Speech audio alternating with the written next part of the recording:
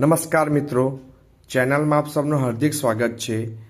આજે આપણે અવર્ગીકૃત માહિતી માટે પ્રમાણિત વિચલનની ગણતરી કેવી રીતે કરી શકાય તેના વિશે જોવાના છીએ। તો સૌપ્રથમ તો આપણે એક દાખલો જોઈએ અને એને સમજવા માટે પ્રયત્ન કરીએ। તો આપણી સમક્ષ આ એક રકમ આપવામાં આવી છે। આ જ રકમને આપણે પ્રમાણિત વિચલન ગણીશું। તો પ્રમાણિત વિચલનનું સૌપ્રથમ તો આપણે સૂત્ર લખીએ આપણને ખ્યાલ આવશે। એસડી બરાબર પ્રમાણિત વિચલન કહેવાશે એસડી એટલે કે સ્ટાન્ડર્ડ ડેવિએશન। તો એનું સૂત્ર છે વર્ગમૂળની અંદર sigma x minus x bar નો સ્ક્વેર અપોન એન। આનું બીજું સૂત્ર પણ છે એસડી બરાબર વર્ગમૂળની અંદર સિગ્મા ડી નો સ્ક્વેર અપોન એન। હવે આ બે સૂત્રોનો ઉપયોગ ક્યારે કરવાનો? જો મધ્યક પૂર્ણાંકમાં આવે છે આપણો તો આ સૂત્રનો ઉપયોગ કરવો પડશે, અને જ્યારે મધ્યક અપૂર્ણાંકમાં આવે ત્યારે આપણે આ સૂત્રનો ઉપયોગ કરવાનો। પૂર્ણાંક અને અપૂર્ણાંક કેવી રીતે? એટલે કે 5.5 આવ્યો તો આ અપૂર્ણાંક કહેવાશે, અને દાખલા તરીકે 5 આવ્યો તો એ પૂર્ણાંક કહેવાશે।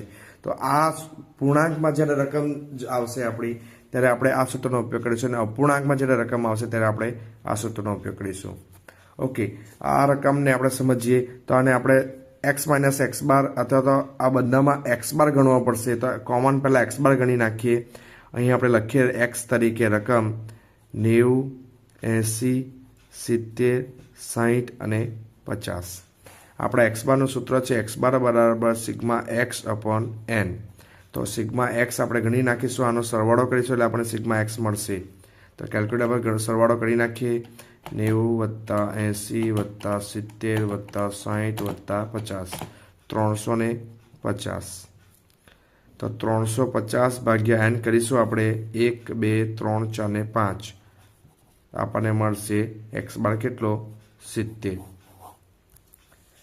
તો આ પૂર્ણાંકમાં આવ્યો છે એટલે આપણે આ સૂત્રનો ઉપયોગ કરવો પડશે। તો એક્સ બારને આપણે પૂર્ણાંકમાં આવે છે તો સૂત્રનો ઉપયોગ કરીએ એક્સ બારને, તો આપણે એક્સ માઇનસ એક્સ બારનું ખાનું બનાવશું, કારણ કે આમાં એક્સ માઇનસ એક્સ બારના સ્ક્વેરની જરૂર છે। તો એક્સ માઇનસ એક્સ બારનું ખાનું બનાવશું।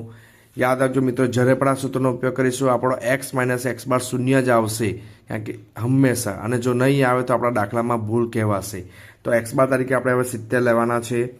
બાદ કરતા જઈએ, દરેક એક્સમાંથી આપણે 70 બાદ કરતા જશું। 90 - 70 એટલે આવશે 20, 80 - 70 એટલે આવશે 10, 70 - 70 એટલે આવશે 0, 60 માંથી 70 એટલે -10, 50 - 70 એટલે -20। તમે જોઈ શકો 20 ને 10 30, પ્લસનો સરવાળો થયો, માઇનસનો સરવાળો પર 20 ને પ્લસ 10 30, એટલે એનો મતલબ એવો થયો કે આ આપણો થયો 0। તો આપણો દાખલો સાચા તરફ જઈએ છીએ આપણે। આપણને તો એક્સ માઇનસ એક્સ બારની જરૂર નથી, આપણને તો જરૂર છે એક્સ માઇનસ એક્સ બાર આખાના સ્ક્વેરની। તો બાજુમાં ખાનો બનાવશું x minus x bar આખાનો square. તો 20નો સ્ક્વેર કરીએ 400, 100, 0, 100 અને 400। આ -10 ગુણ્યા -10 કરશો એટલે માઇનસ માઇનસ પ્લસ થઈ જશે।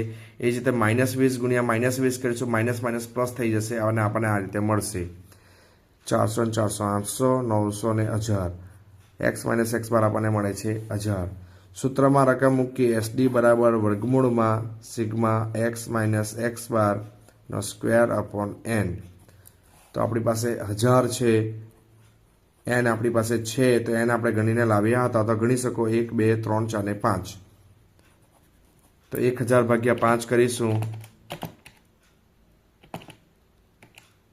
1000 ભાગ્યા 5 કરીશું એટલે આપણને મળશે વર્ગમૂળમાં 200।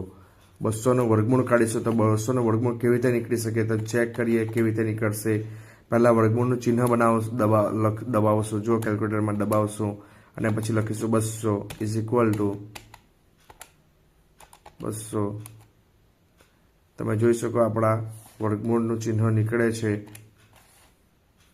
અને આ રીતે આપણને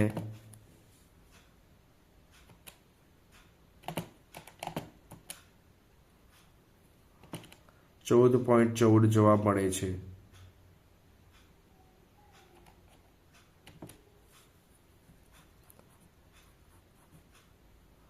એસડી આપણો આવશે 14.14। તો આશા રાખે કે મિત્રો તમને આમાં પ્રમાણિત વિચલનની ગણતરી કેવી રીતે કરી શકાય તેના વિશે ખ્યાલ આવ્યો હશે। Thank you so much.